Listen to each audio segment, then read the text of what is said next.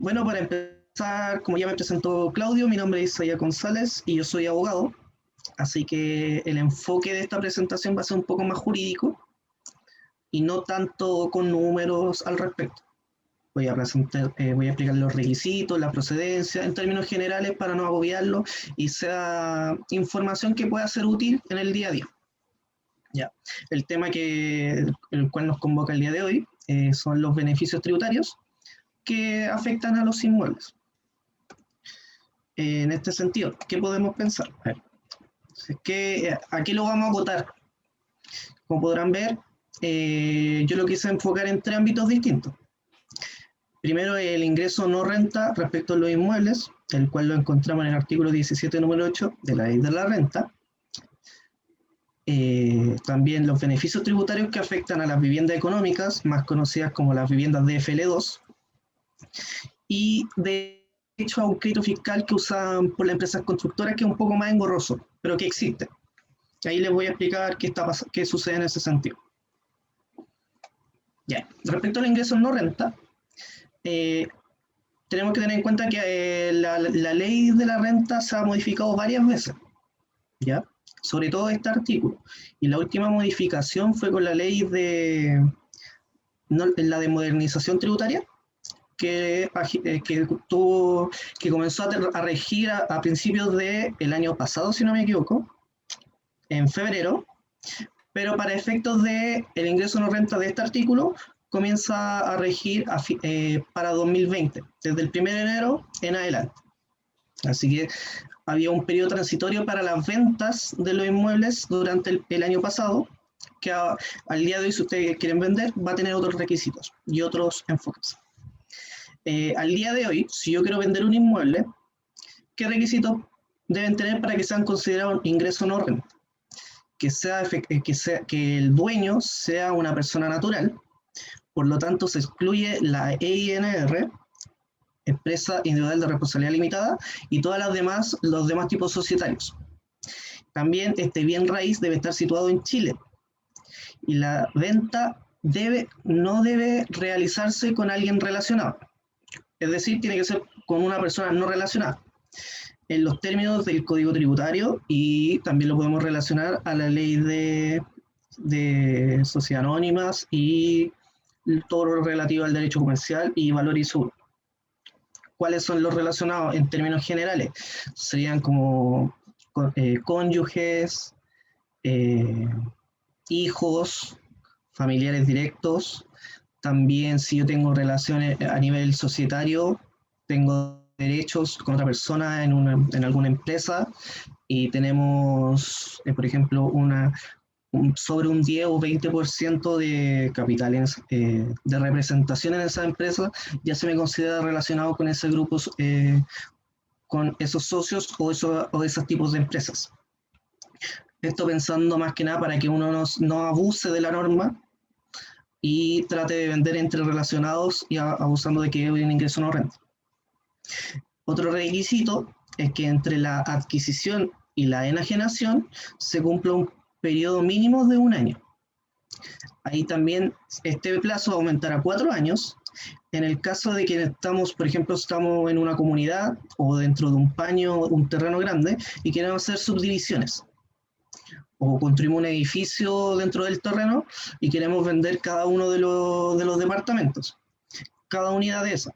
En ese caso me van a exigir que ya no sea 1 año, sino que sean 5 años desde la tenencia, desde que se hizo la adjudicación respectiva, desde que se liquidaron los bienes y se hizo la repartición. ¿Ya? Por lo mismo, por un tema netamente de protección y no abusar de la norma. ¿Y qué beneficio me otorga este? Que será considerado ingreso no renta el mayor valor que no supere las 8.000 UF. En otras palabras, tenemos el costo del bien, ¿ya? Y ese costo, si lo vendemos el inmueble a precio costo, eso no tributará, porque se anula costo de valor de venta. Todo el valor mayor a eso ya se tiene que considerar un ingreso renta. Pero ¿qué dice la norma? Que ese valor mayor o el mayor valor, se considera no renta hasta el tope de 8.000 UFs. Un monto superior a ese ya empezará a tributar. Y ahí les voy a explicar cómo afectará eso.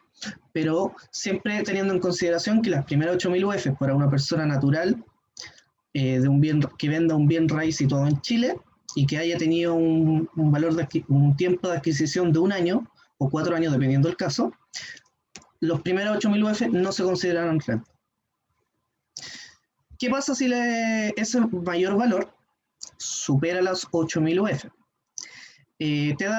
Existe un derecho de opción.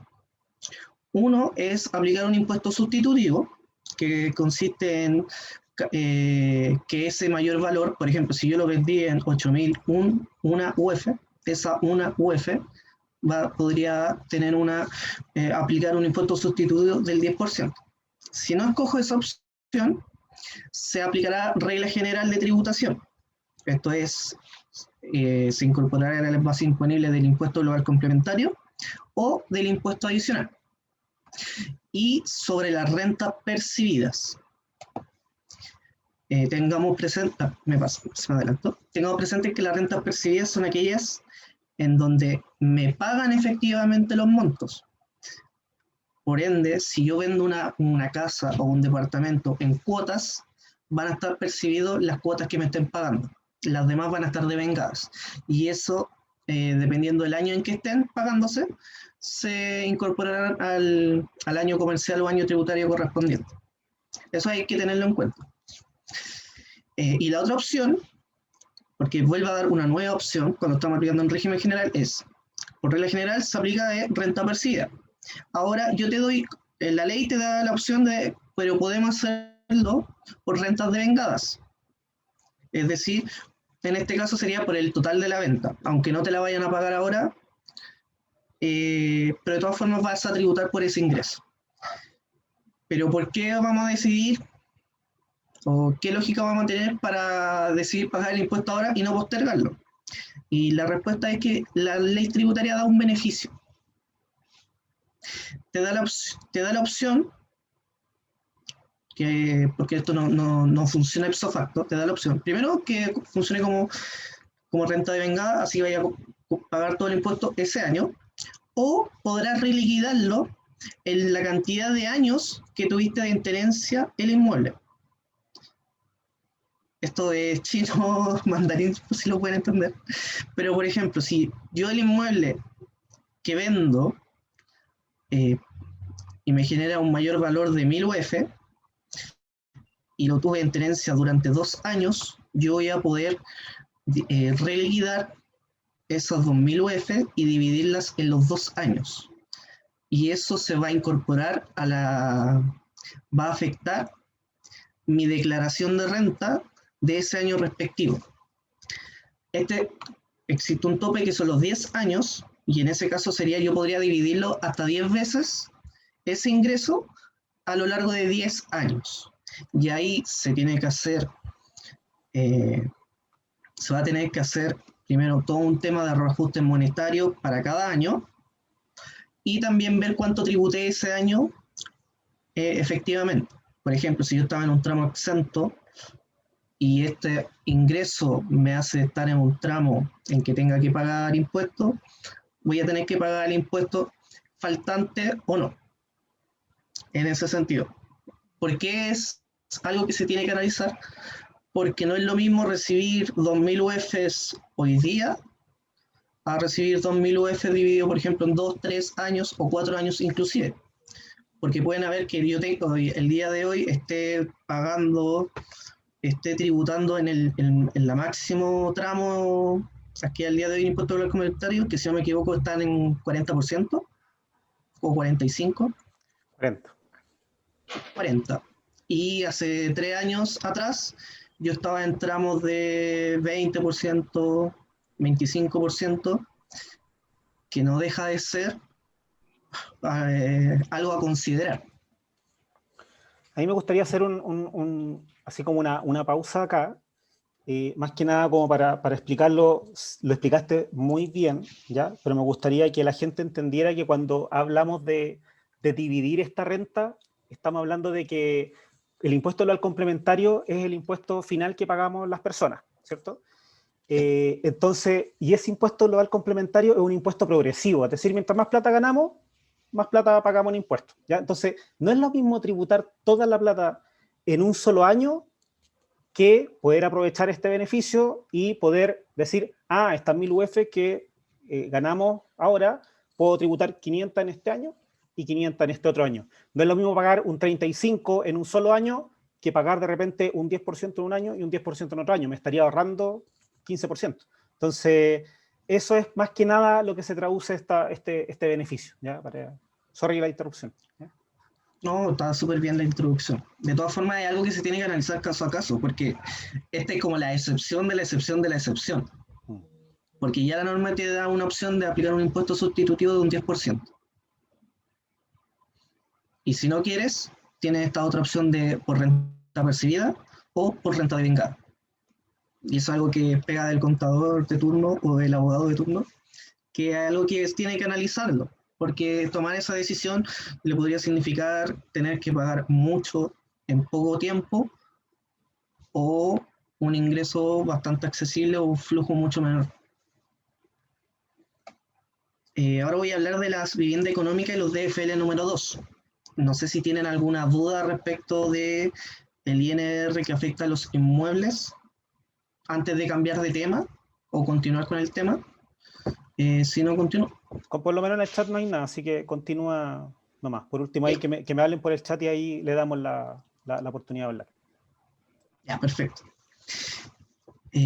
Bueno, respecto a las viviendas económicas, lo primero que tenemos que tener en claro que las viviendas económicas son aquellas que poseen una superficie de construcción de edificio que no es superior a 150 metros cuadrados.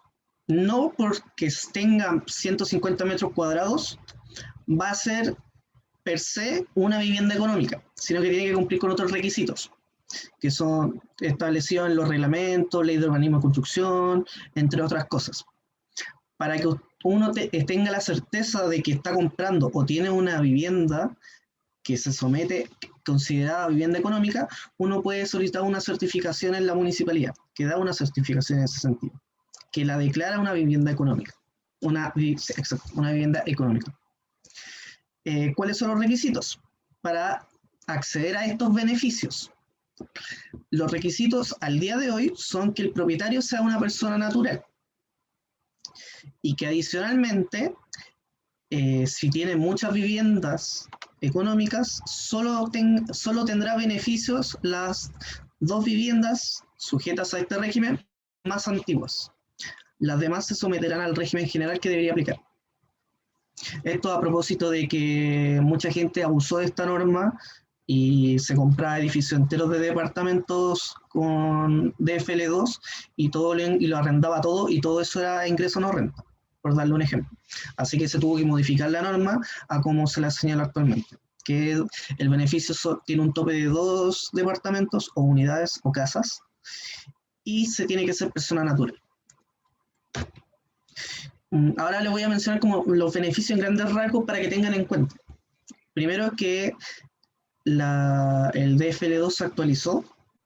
Uno lo busca por DFL2 y lo va a encontrar, pero está actualizado por el decreto ley 1100, si no me equivoco, un DFL, que lo compila y modifica algunas cosas. Y señala que la renta exenta de todo impuesto fiscal que grave la propiedad raíz. En este sentido tenemos que tener presente que existe una excepción parcial al impuesto territorial, que consiste en que yo el impuesto territorial que tengo que pagar, la base se considerará reducido el avalúo fiscal en un 50%. Por ejemplo, por regla general, yo el impuesto territorial pago 100, de 100 se hace el cálculo para ver cuánto es el impuesto territorial que tengo que pagar yo. Si nos beneficiamos con el criterio de los beneficios del DFL2, ya no va a ser un 100%, sino que se va a considerar el 50% de ese avalúo fiscal. Ahora, los plazos en que duran estos beneficios no son eternos, sino que van a variar dependiendo de la cantidad de metros cuadrados construidos. desde la resolución municipal, siendo 20 años el mayor plazo para aquellos inmuebles o aquellas construcciones que no superen los 70 metros cuadrados, 15 años para aquellas que superen los 70 metros cuadrados, pero que sean menores a 100, y 10 años para aquellos que superen los 100 metros cuadrados y sean menores a 140. Otros beneficios es que las rentas generadas, ya sea por el arrendamiento o un arrendamiento con opción de compra, no se considerará como un ingreso renta. Todo el ingreso que venga de un arrendamiento no tributa, directo al bolsillo y todos felices. También quedarán excluidos del impuesto a la herencia, pero esto tiene unos requisitos, que son o que sea el primer comprador, o que lo haya mandado a construir, siendo dueño, haya mandado a construir este edificio sometido al DFL2, pero tenga una anticipación de 6 meses desde que se abrió, disculpen, 6 meses anteriores a la que se abrió la herencia, o hubo causa para hacer la herencia propiamente tal, desde la muerte del causante. Y otros beneficios, déjame terminar esto, y otros beneficios como a tener en cuenta, pero no son como los más relevantes. Uno que cuando nosotros inscribimos esa propiedad de FL2, el conservador de bienes raíces tendrá un descuento del 50%, y en los impuestos de timbre y estampilla relacionados con esos inmuebles tendrán una tasa de preferencia, o más baja, mejor, en otras palabras. ¿La duda, consultas que tenías? Sí, ahí Mario Campos hizo una pregunta en el chat que dice relación con, ¿a qué le llamas tú una vivienda económica? Si es que esta vivienda económica es igual al Serviu, a las que entrega el Serviu. No necesariamente. Si viene del Serviu, puede ser, pero tienen que solicitar un certificado de la municipalidad, por ejemplo, que diga que esto se somete a una vivienda económica. Se rige por esta normativa que es el DFL2. O sea, le da una categorización. Exacto. ¿Por qué es así?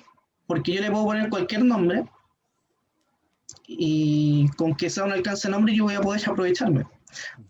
Pero quien le da esa categorización, al final del día termina siendo la municipalidad porque tienen que cumplir con todos estos requisitos. Lo más probable es que esa vivienda del Serviu sí sea considerada una propiedad de estas características o una vivienda económica, pero no porque tenga ese nombre o porque venga del Serviu va a ser bajo todo efecto, sino que tienen que cumplir ciertos requisitos, y la forma más segura de cerciorarse es que haya una certificación que diga usted está comprando una vivienda económica. Porque como les digo, el requisito no es que solo tengan 150 metros cuadrados como máximo de construcción, sino que hay toda una normativa relacionada que deben cumplir, desde la ley de urbanismo y construcción, reglamentos, entre otros. No sé si con eso estás ya respondiendo la pregunta. Por mi lado bien, no sé si por el lado de Mario.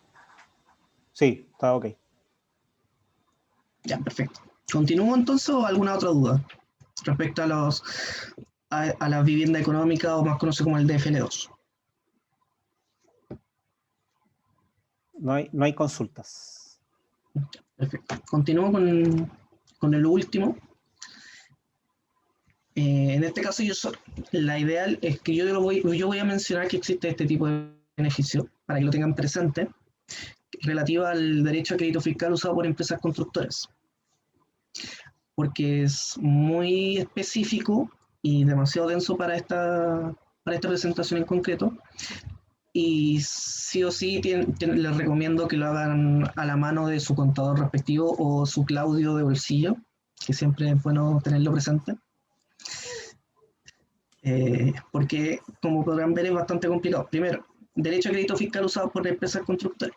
El artículo 23, que habla sobre el crédito fiscal en la ley de impuestos a las ventas y servicios, en el numeral 6 establece unos casos especiales. Primero, señala que el derecho a crédito fiscal para el adquirente y contratante por la parte del impuesto al valor agregado que la empresa constructora recupere en virtud de lo prescrito en el artículo 21 del Decreto Ley 910 de 1975. Es chino, lo sé, es complicado de entender, pero yo lo que se da a entender es que le permite dar un crédito al adquirente o al contratante de una empresa constructora que se benefició del artículo 21 del Decreto Ley 910. ¿Qué es ese beneficio? Ese beneficio consiste en que como empresa constructora, generalmente no, cuando vendan, las ventas van a ser, los flujos de dinero no siempre van a ser en el momento, sino que, por ejemplo, yo voy a tener una deuda en el día 1 y en 10 años más recién voy a venderlo. Así que, ¿qué me permite hacer esto? Que todo el débito fiscal,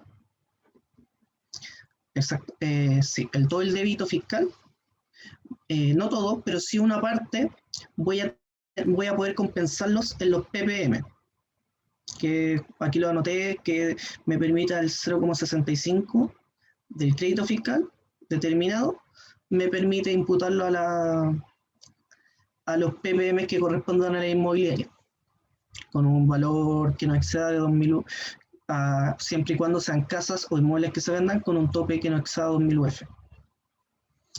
Por otro lado, eso por una parte. Ahora el inciso segundo señala otros requisitos especiales y adicionales, que son, primero tiene que ser un vendedor habitual para que se beneficie de este crédito fiscal, porque si no es vendedor habitual no tendría derecho a crédito. Y el otro, la situación especial que en estos casos existen ocasiones en que no tengan cómo demostrar, bajo la normativa general, que efectivamente tienen un crédito o un débito asociado a la construcción de dicho inmueble. Y la ley te permite que en esas situaciones señala como que si no cumple con los requisitos del 23 número 1, 2 y 3, que son los requisitos del crédito fiscal, le da la opción de que el impuesto soportado será considerado provisionalmente como un crédito fiscal del periodo correspondiente.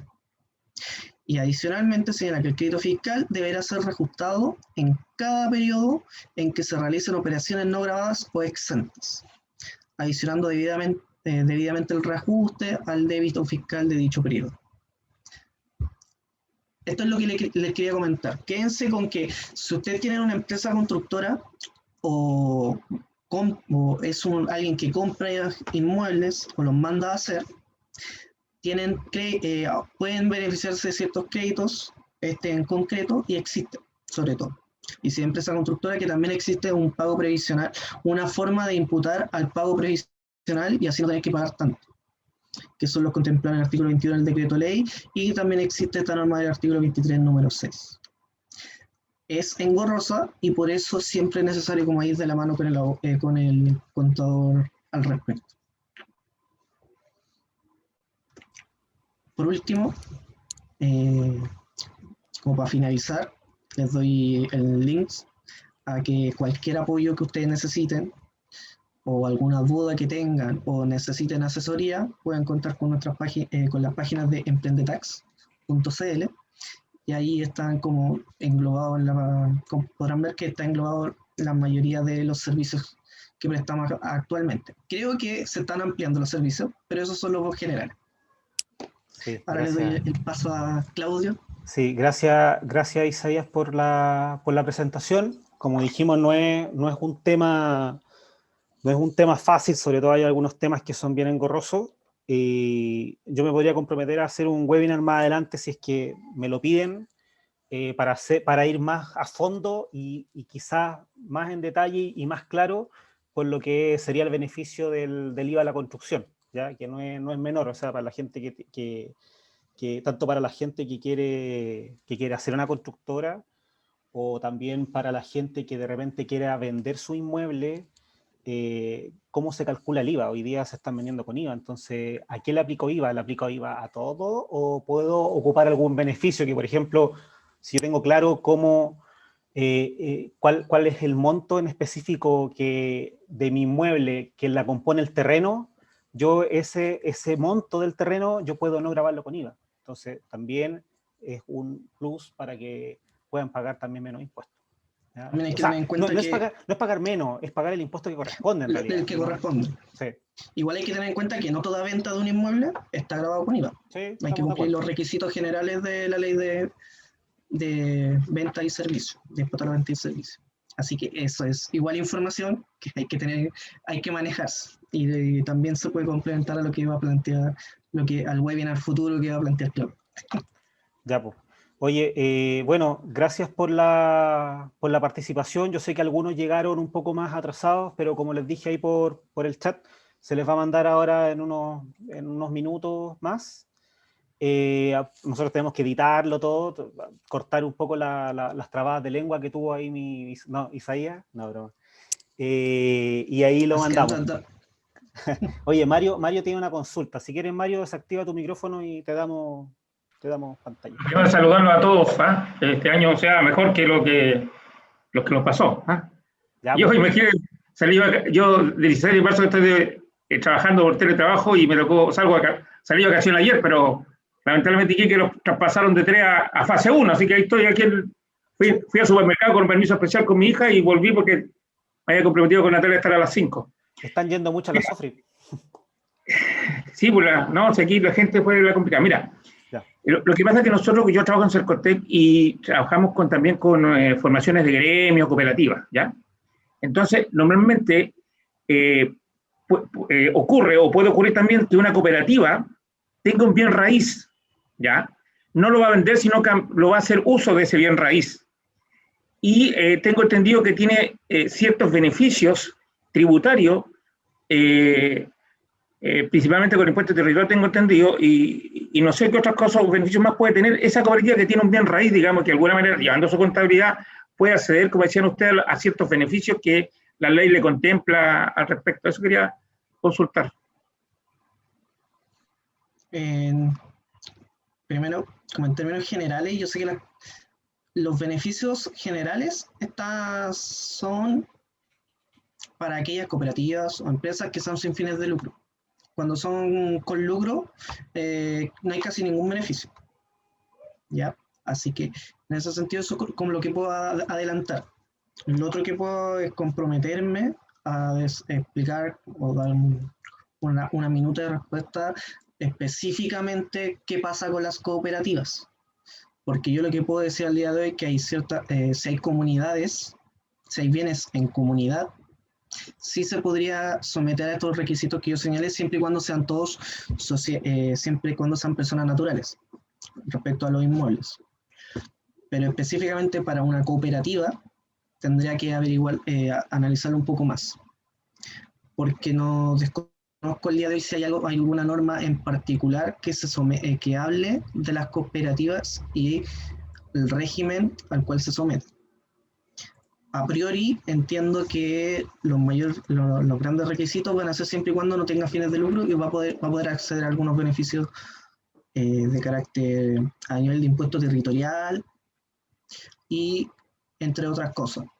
Por ejemplo, si desean vender el inmueble, es difícil, eso ya es regla general y cooperativa, ya podemos poner en la base de que no es una persona natural, sino que pasa a ser una persona jurídica, así que ya no sería un impuesto no renta.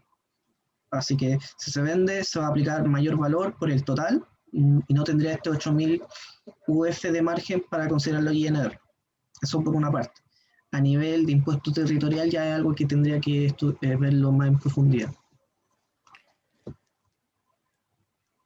Gracias, Mario, por tu consulta. Yo quería concluir algo que es básicamente una conclusión mía personal, por lo que me ha tocado ver a mí en los años que llevo asesorando gente en esta materia, sobre todo cuando venden sus casas, sus departamentos, y es que de repente por una mala asesoría o por una razón extraña, aconsejan a la persona inmediatamente que hagan una sociedad de inversión y compren el departamento por la sociedad de inversión y hacen todo un tema que a grandes rasgos lo único que le podría ver yo como contador, quizá Isaías obviamente me va a decir, oye Claudio, estáis hablando cabeza pescado, porque en realidad si tú lo dejáis como en una sociedad de inversiones, podéis proteger el patrimonio con respecto a los bienes del beneficiario, de la persona natural, pero yo la conclusión que quiero llegar es que si ustedes quieren vender algo y no quieren tributar por ese mayor valor, o sea, quédense por mientras con los inmuebles a nombre suyo, porque así pueden ocupar ese beneficio de ingreso no renta que habló Isaías, que es de un ingreso de sobre 8.000 UF, o sea, 8.000 UF es mucha plata. Natalia, no sé si podéis calcular cuántos son 8.000 UF en plata para darles más o menos un número, pero serán, no sé, 300 millones. Como lo planteáis, si está a nombre de la comunidad, se puede liquidar la comunidad, poner el término a la comunidad, liquidarla y así adjudicarla a cada uno de los socios y luego venderlo y que cada uno se beneficie de los Claro, 8.000 UF, siempre y cuando cumplan con el año de adquisición.